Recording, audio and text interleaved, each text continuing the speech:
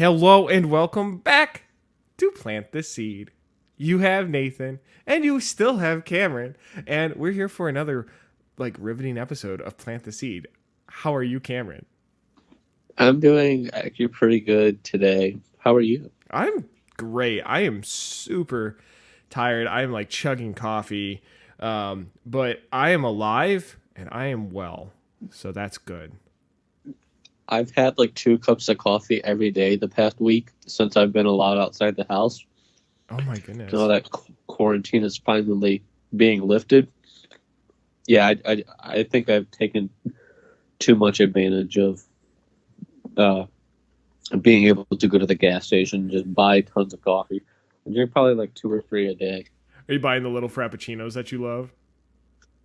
Oh, I went even harder. I bought like the triple shot espressos. Oh my goodness! Oh, they're good. White chocolate. Yeah, I don't need that much energy, but whatever. That's awesome. We still got to go get coffee. Speaking of which, did we get any comments? I didn't see any. I didn't see any. Okay, that's fine. I'll go get coffee with you, and we'll just buy coffee for random strangers that we see and say, "Hey, you should listen to Plant the Seed. Here's a coffee." Oh. So a lot has happened this week. So you said yesterday you got to go and do your senior photos. How did those go? Well, they went pretty well. I think usually you're supposed to do them in like the spring or something, but Corona.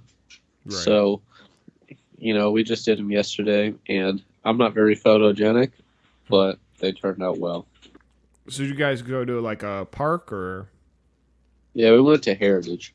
Okay, that's kind of cool. Did you have them professionally done, or did you have family friend? Oh yeah, I had them professionally done by.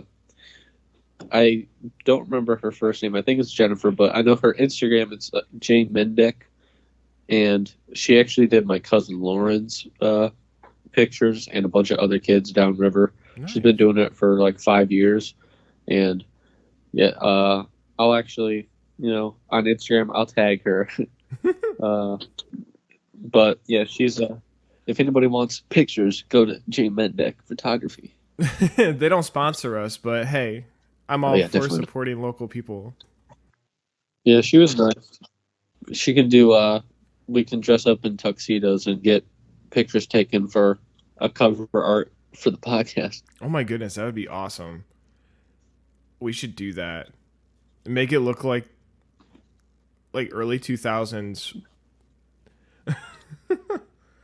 Like prom pictures, but just for the podcast. One of us is going to have to wear a prom dress, though. I'm fine with that. It's all right. There we go. Some stilettos. I'm pretty short. I might actually need them. So, awesome. Well, let's jump right into this. Our quiz question. I love our quiz questions. I don't know why. The trivia questions are so much fun, but if you weren't able to hear it from the last podcast, or if you don't remember what it was, here is a trivia question from last week. It is, in Michigan, Lake Superior State University offers a unique hunting license with the following areas open to questers: the Earth, the Moon, unexplored areas only, the Milky Way, the Southeast Rim is closed on odd years, and all else. What does the license allow you to hunt? And this is a real license on their website, which is nuts. But do you want to go ahead and give the answer for this one?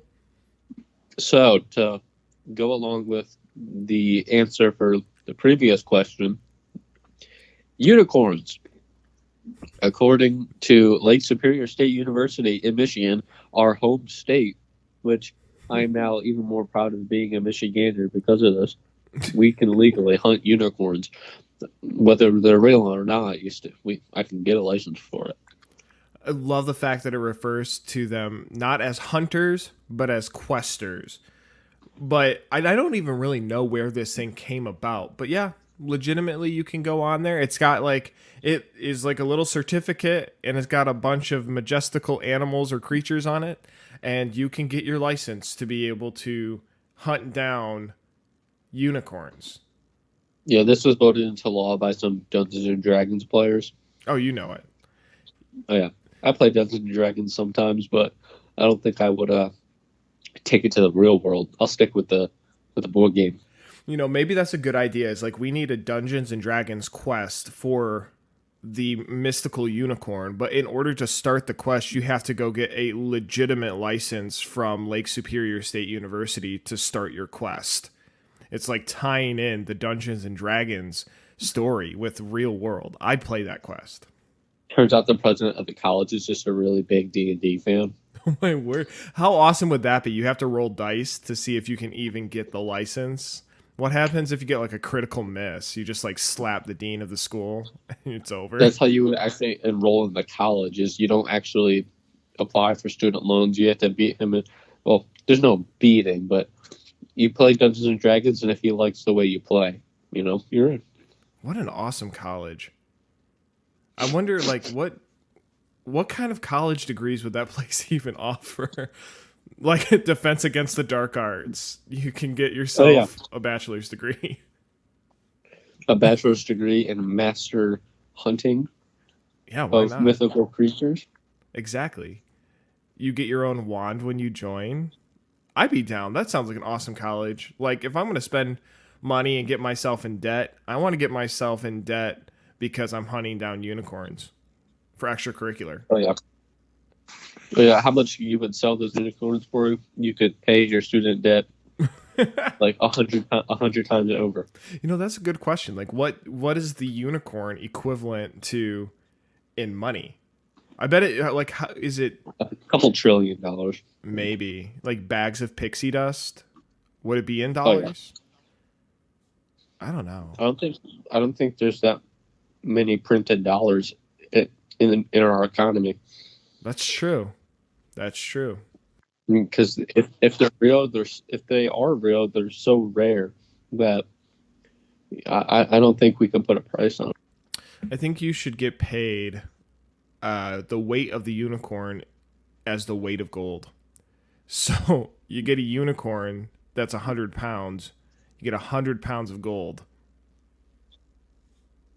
That sounds good to me. That's a lot of gold. That is a lot of gold. But I mean, there's not a lot of unicorns. So Let's say for how much a horse weighs, it's a few 100 pounds. Like they're pure muscle. Like they're pretty heavy. That in gold, you probably get like the Federal Reserve. do you think Joe Exotic would get a unicorn and just breed it and yell at Carol Baskin? He'll start trying to breed it with his tigers. Oh my goodness. Can you imagine a tiger unicorn mix? That'd be kind of dope. But what's cooler, a unicorn or a Pegasus? Honestly, I'd rather fly than like. What's the horn doing? The unicorn. I mean, you look cool, you have a horn, but there's no practical use for it. Whereas a Pegasus, I mean, you have wings, you can actually do something with them. That is true. Maybe that's why the license is to kill for the unicorn. Yeah, all they can do is make good shish kebabs. That's yeah. about it. Yep. And you don't even have to buy your own like kebab skewers. You already got the horn. You just crack that baby off and boom, you're done. Speaking of fantasy, I was at my family's church this morning, Mhm. and they played this video right before the service, and it was about like it showed Jesus in it, but he wasn't even the main character in the video. It was hilarious. It showed him like stomping on the head of the serpent when he was being tempted 40 days and 40 nights Right. after he got baptized, and to show like God's awesome power, and that there's the lesson he was doing was spiritual warfare, Mhm. and it showed Superman and Gandalf fighting off evil. I was like, what? What a combo. Oh my goodness.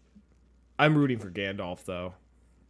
Gandalf. Yeah, I was just looking up and I saw Jesus like stomping the head of a snake, and then I just saw like, Gandalf the Grey. I was like, what? I don't believe he was in the Bible. I love Lord of the Rings, but surely he's not a biblical character. I think I would know. The abridged version of Lord of the Rings. Oh goodness. That's crazy. But speaking of church, I mean, we're on a roll with these transitions right now, right? So speaking of church, Beacon is back up and running, with some limitations, but we can actually be in the building now, which is awesome. So if you have not already signed up for a service, head over to Beacon Baptist Church, our website. And on that front page, you'll find a place where you can register for a church service. Right now, they're having them on Saturdays at 5 p.m. Eastern Time. And then on Sundays, you have two options, one at 9 a.m. and then one at 11 a.m.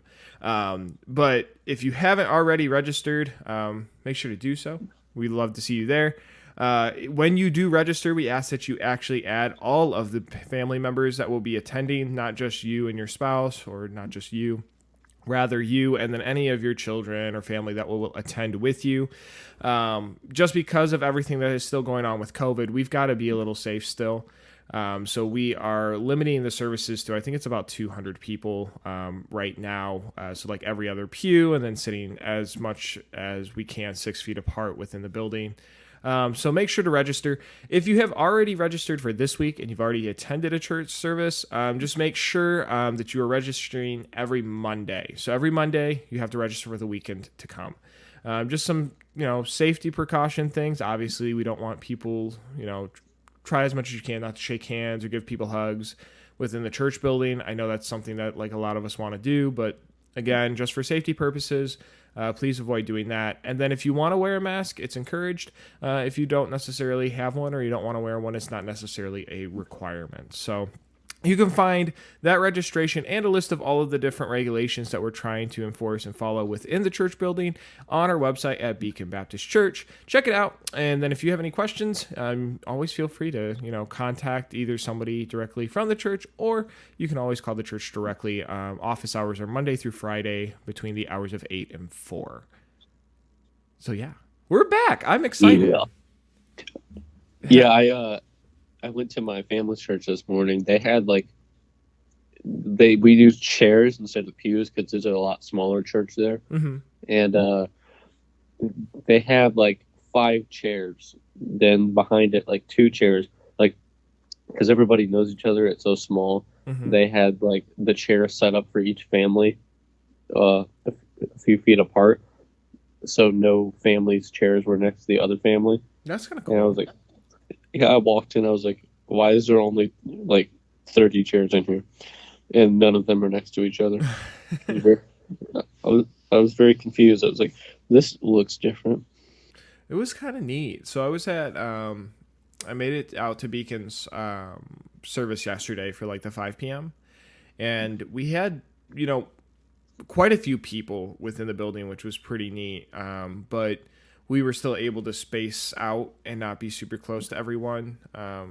It was a relief. It was odd to say the least, because usually we've got quite a few people in the building and stuff, and there's usually not too many empty spaces. And with their having these regulations, half of the building was completely empty. But it was nice just to see people again. Yeah, it was they told us we weren't even allowed to hug anybody. And my god sister, she's 12, 13. No, she's 13 or 14. I don't know. But I was I rarely ever see my god sister. Mm-hmm. And you're telling me I can't even hug her? So, just went outside and did it because I was not about to get yelled at. Because my god my godfather is actually the pastor of the church. So nice. I can't make him mad. He'll kick me out. No, he's a funny guy, comedian. I got to see George Vierik the other day, and he's like, "I can't. Can I hug you?" And we were inside the church having this low key in the corner conversation about whether or not he could hug me in the church building, and I had to tell him no. I was kind of disappointed, but he gave me a sneaky hug outside afterwards. So shh, don't tell nobody. But oh yeah, we're gonna I was waiting for her outside, but then I was my dad is still inside talking to the pastor, and I don't feel like waiting, so I just went inside and hugged her in the sanctuary right next to the pastor, her father. I don't really care, but it is what it is. It is what it is. All right, so let's go ahead and jump into our current event here. We got more Florida news. I love Florida. I say that every podcast, but I love Florida news. I feel like, we talked about before we started doing current events on this podcast that we wanted stuff that was just kind of fun and kind of different.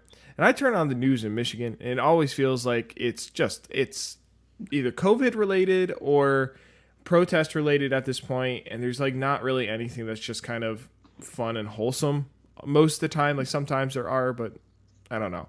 But then you get the Florida news, and I feel like Florida news is just, it's something. So here we go. This is our Florida news I found.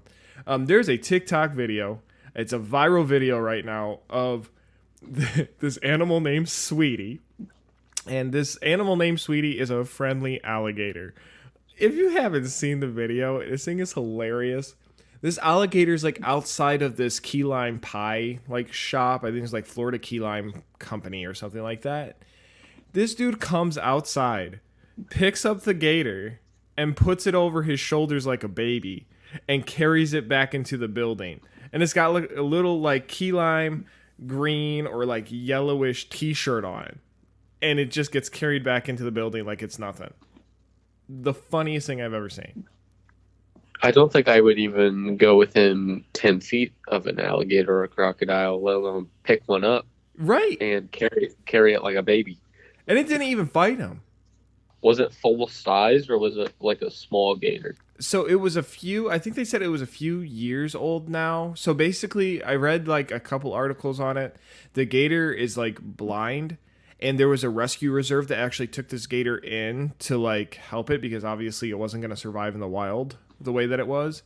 But then some person, I don't know if they were like part of the Florida Key Lime Company or who they were, but they bought the gator.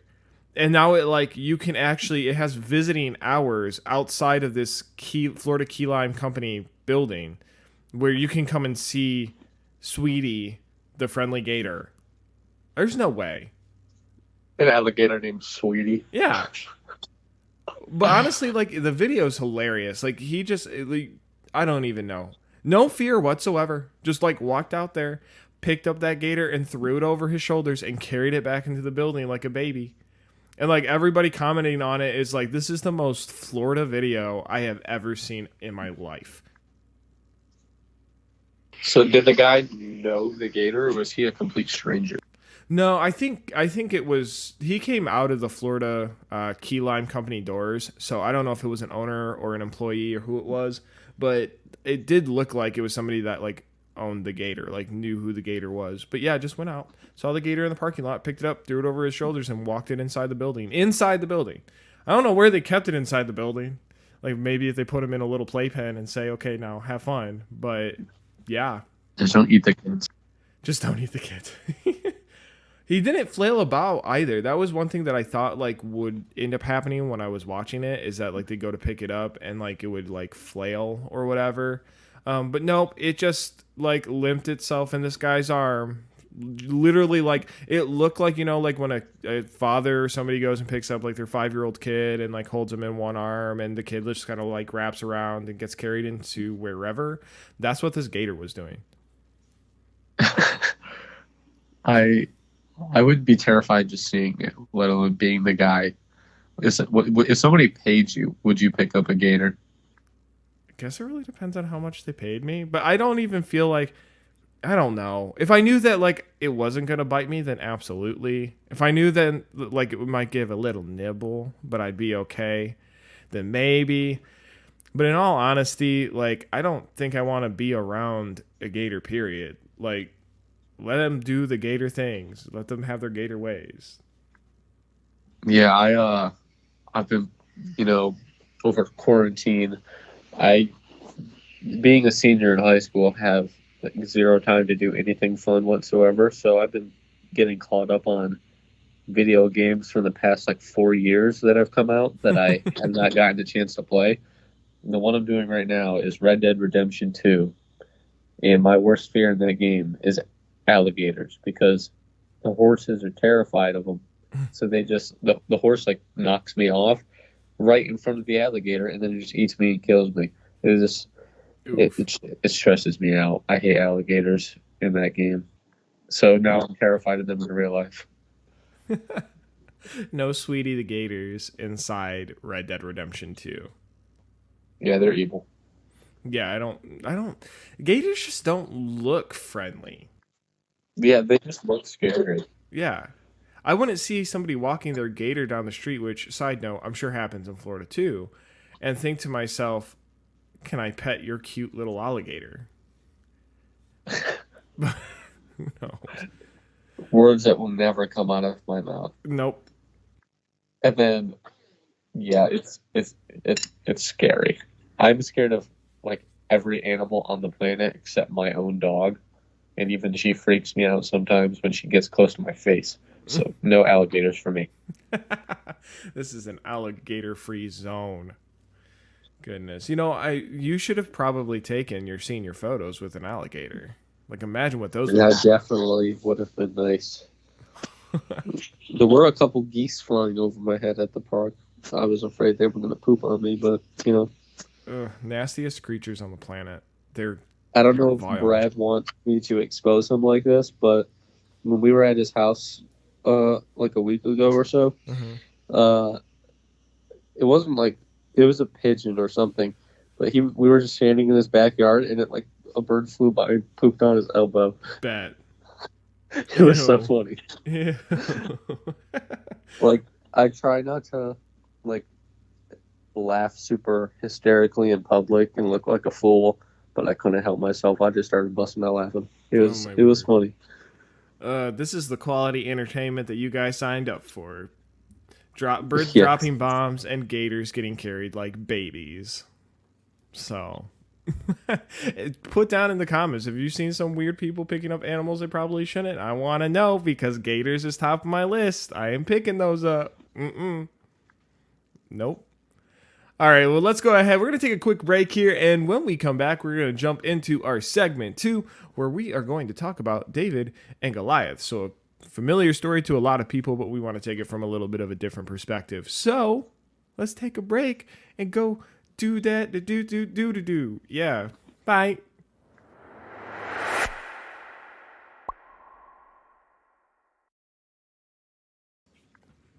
Hello, everybody, and welcome back to Plant the Seed.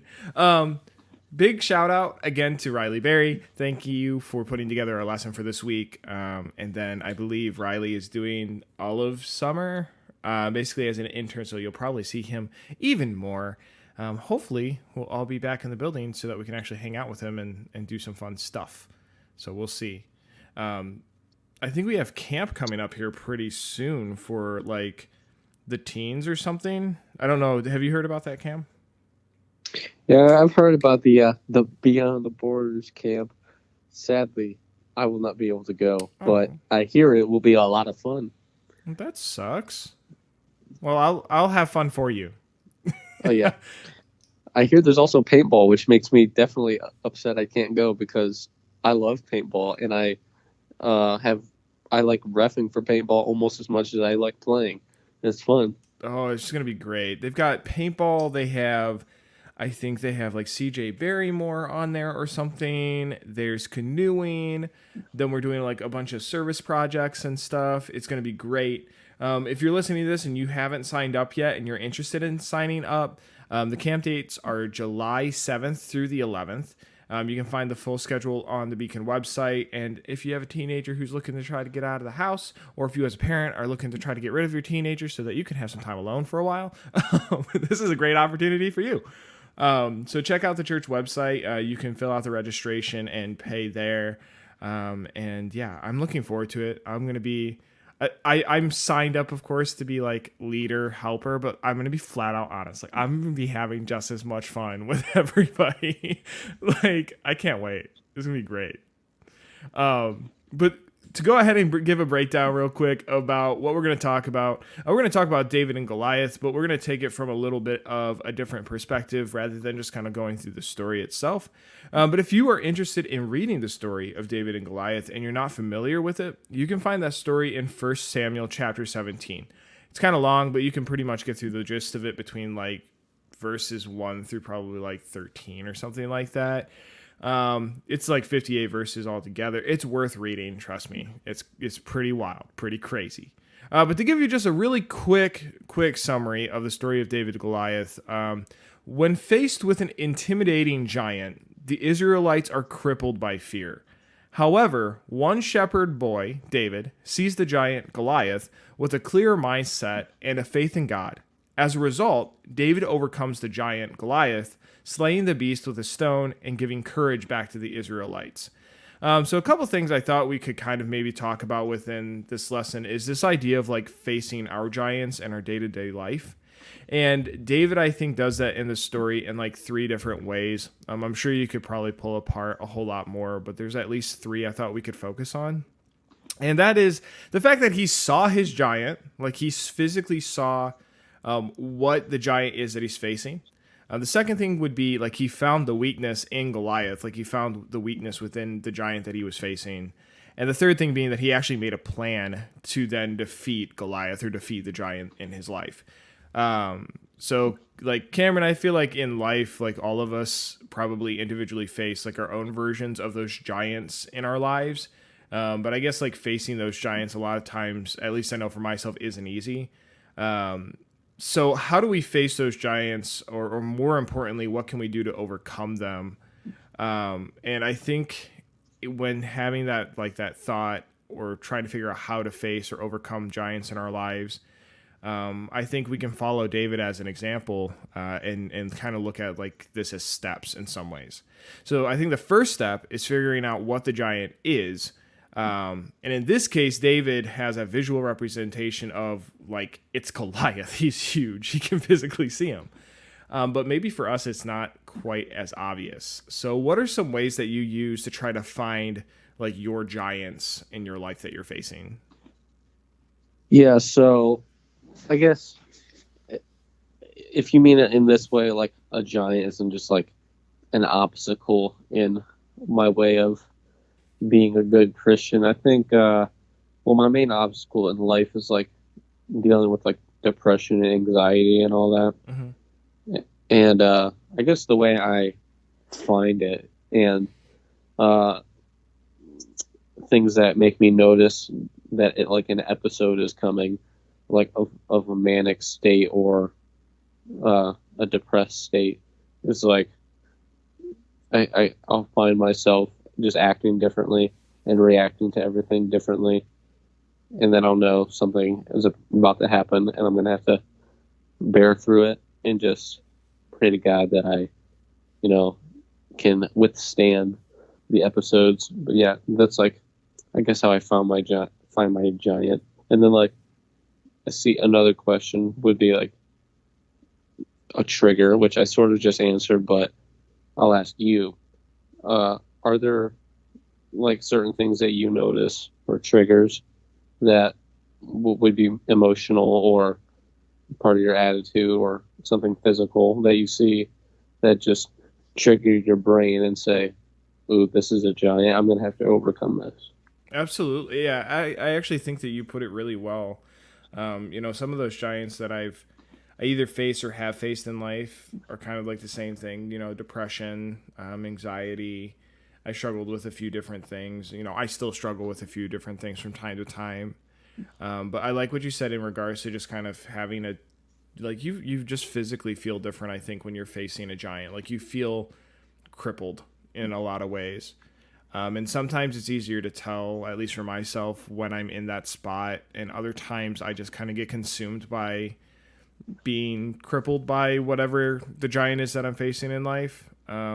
But specifically, I guess like triggers for myself, like usually just like how I feel. I usually feel like very exhausted if I'm being crippled by like some giant in my life, or I just feel like my attitude definitely starts to change. Like the way I communicate with people is usually a big trigger or indication that like I am not only being faced with a giant in my life, but I'm like losing against that giant. Is like I lose a lot of my patience a lot easier. I'm less, I think, compassionate towards people when I'm facing a giant that I need to overcome. So those are some ways that I kind of, at least for myself, recognize that at the very least, like there's a giant in my life, and I use those triggers to try to help me figure out, okay, what is the giant then? Like, is it depression this time, or anxiety, or sometimes it's just guilt? like knowing I did something wrong and I need to take that to God and I need to repent and make a change.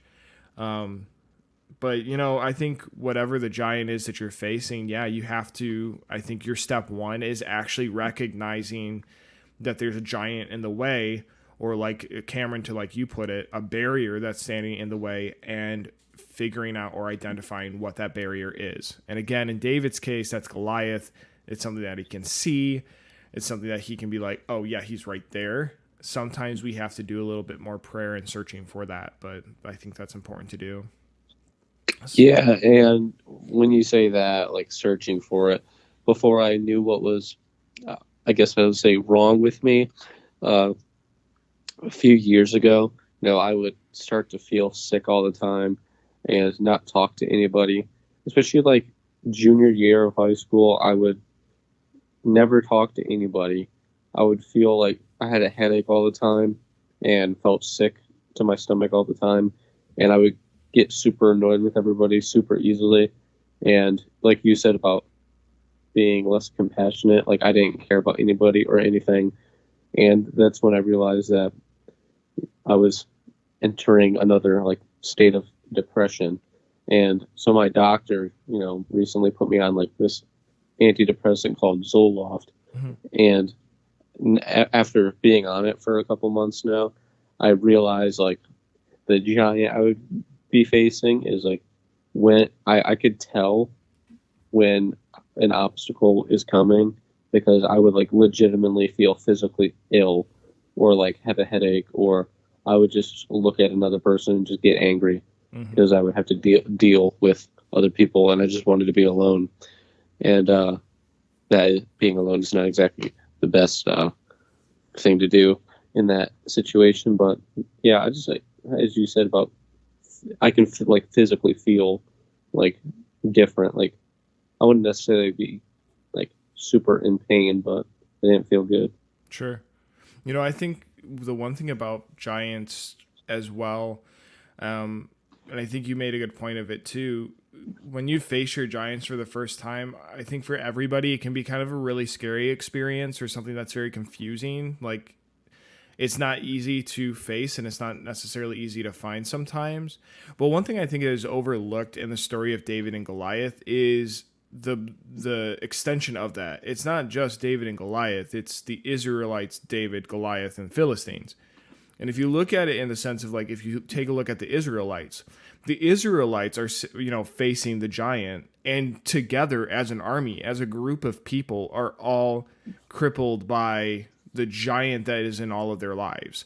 And I think the really important thing that we can take away from that is knowing that if you are facing a giant in your life, it sometimes isn't just necessarily you that's facing it, although that we can feel like that sometimes.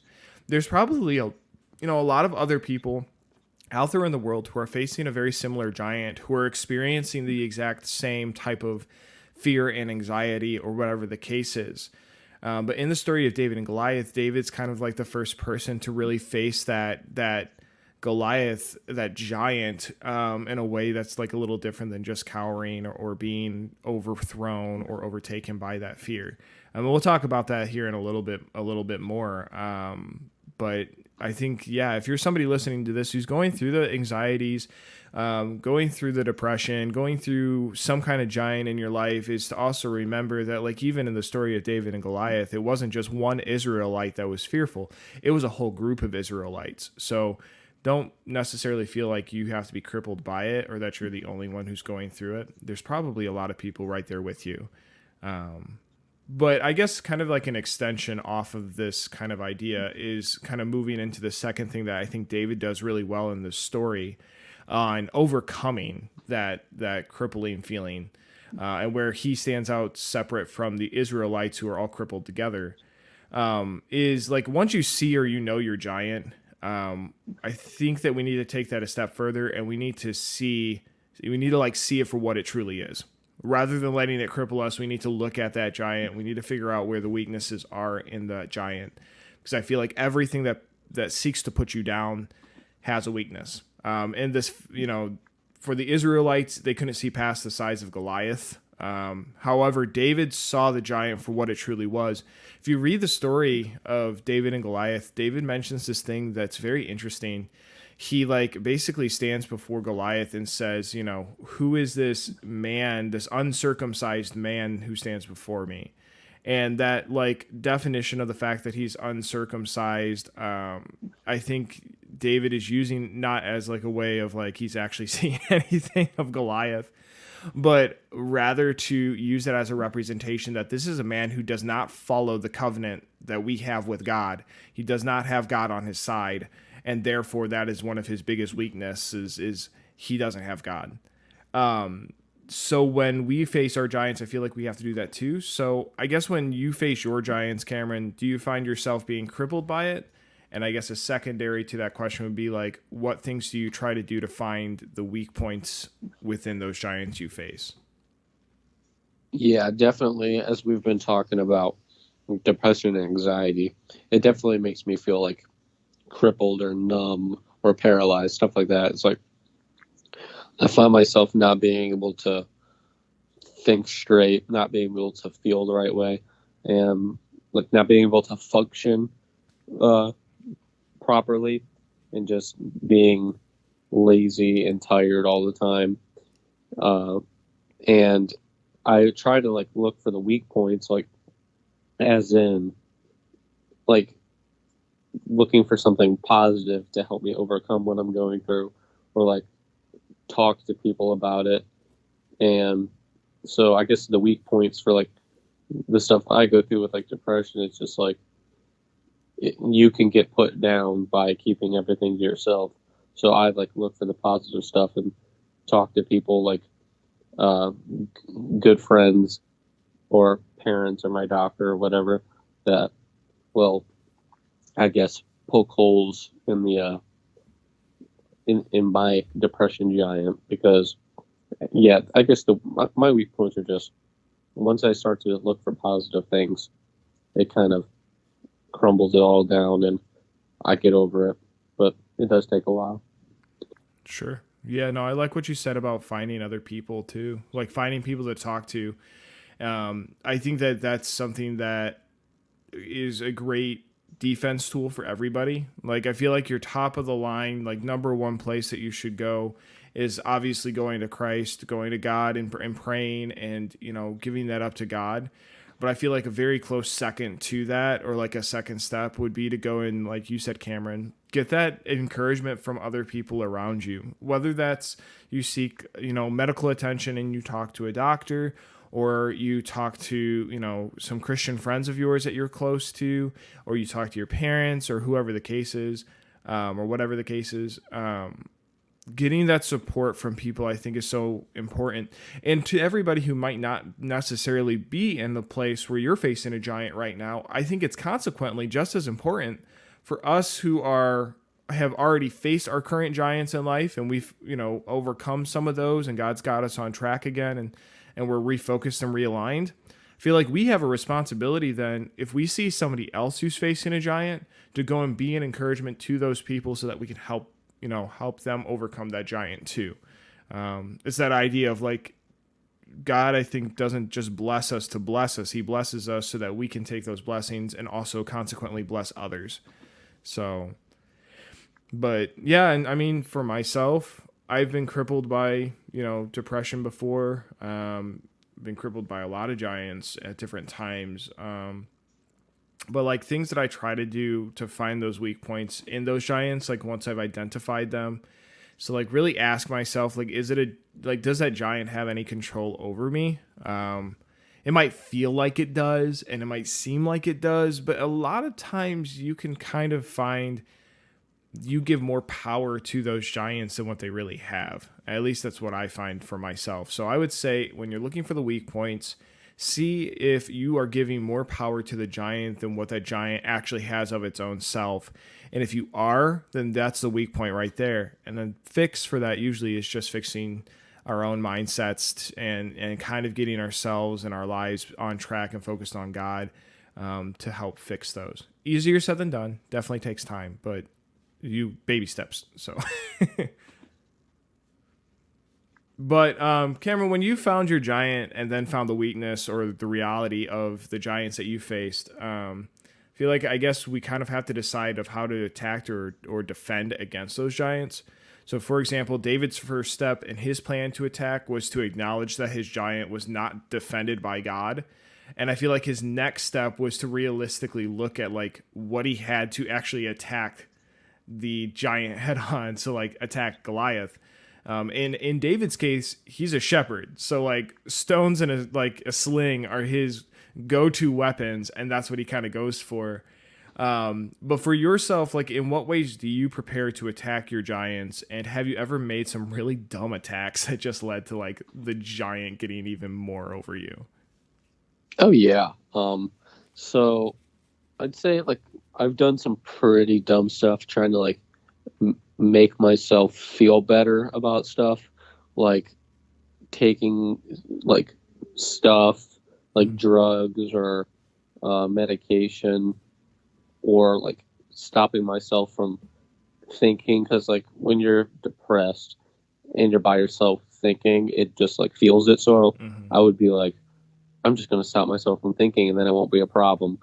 But that often can be dangerous because, kind of need to think to function, even if it's bad. And Sure. so I would just like numb myself and just try to chill out, have fun, and I would also just like ignore the problem. That was like my way of, well, I can't think about it if I ignore it, but ignoring it just makes it worse. And eventually, after a few years, you know, went and saw somebody, got some help. So I mean, definitely ignoring the problem is my biggest like mistake that I make it pretty often. Sure. Yeah, I feel like I've been in that same place. Um, being in certain types of relationships throughout my life was like a way that I tried to distract myself from how that giant was attacking me, and those relationships were not necessarily the greatest. Like I got myself screwed up in a lot of different things growing up because of it. And like you had said, trying to ignore it was a big thing that I had tried to do. And for a while, I feel like you might be able to hold on to that. Like you might be able to push it to the side and push through it. But you try to do that for enough years or whatever the case is, you're going to break at the seams. And to Cameron's point, if you're going through that and you know that you're trying to, suppress or hide some of that, I think like the first thing is to realize that that giant only gets as much power that we allow to feed into it a lot of times. And the second thing is there's no shame in reaching out for help, raising your hand and getting somebody's assistance to overcome those giants. Cause a lot of times, like the giants we face, we're going to require some kind of assistance and help. There's nothing wrong with that. So, yeah, I would definitely say I've done some really dumb stuff to try to, what in my own mind I thought was defending against the giant, and was rather just feeding it more problems. Like I was building more issues for myself than finding a solution to it.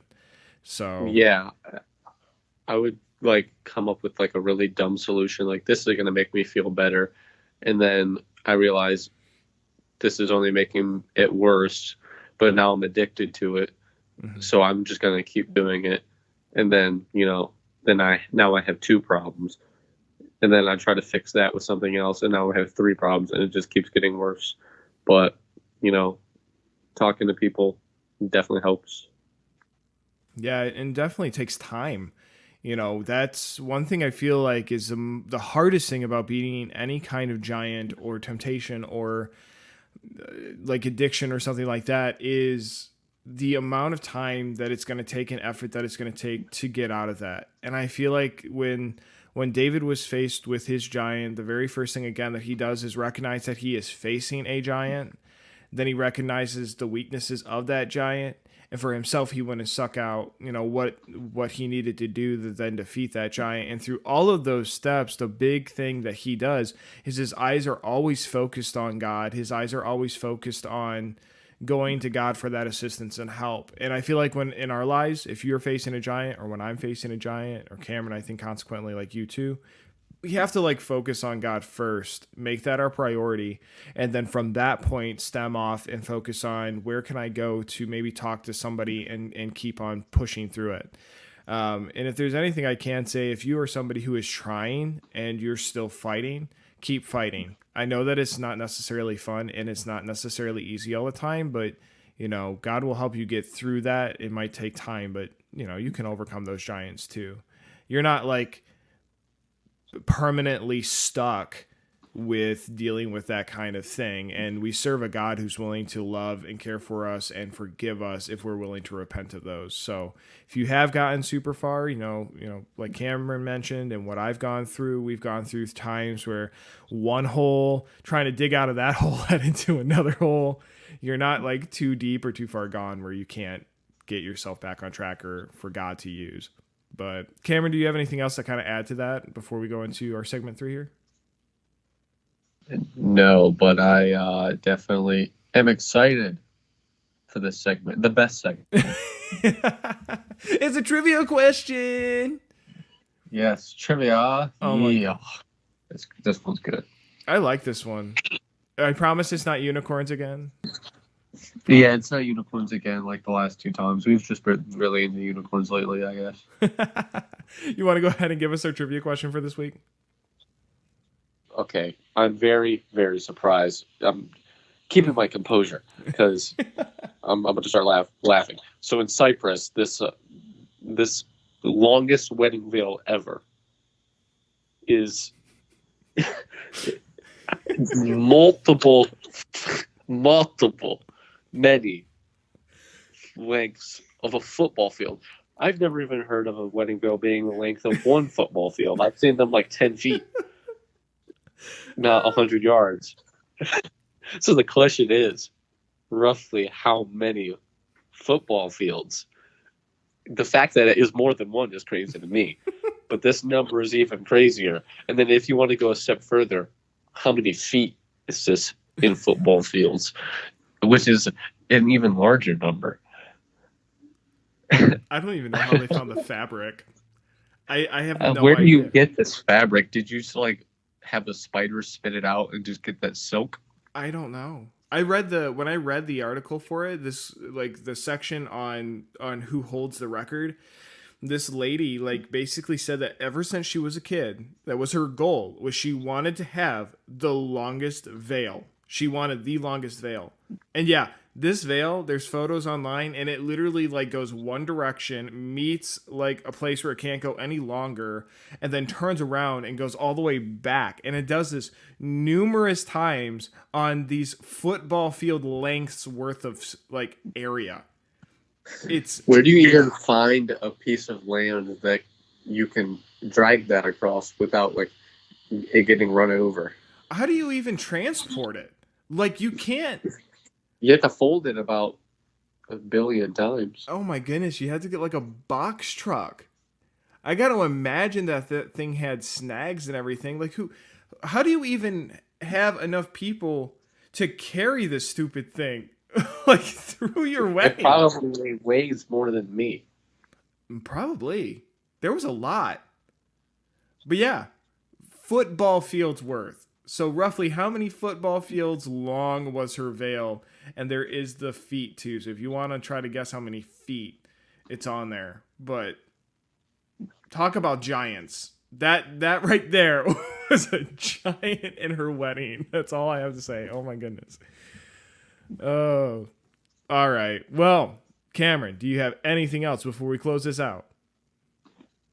I am very happy, even though there are restrictions, to be back at church. So whether you want to stay online or come to the building, or if you go to a different church than us, go to that building, we are very excited to finally start getting to somewhat normal. It's been stressful. It has been. Absolutely. So, yep, as final reminders, everybody, if you haven't already registered for this week's service, go ahead and make sure that you do that. And then make sure to remember to do that once a week until we get to a normal, time where we don't necessarily have to register for church. We will have to do that on a weekly basis. And number 2, again, if you have a teenager who is not signed up for camp yet, but who would like to go and sign up for a camp, make sure to check out our church's website and fill those bad boys out, get that registration done, and we look forward to seeing you all then. Without any further ado, I think that's all we got. So, thank you for joining us again for this week of Plant This Seed, and remember to be different, do different.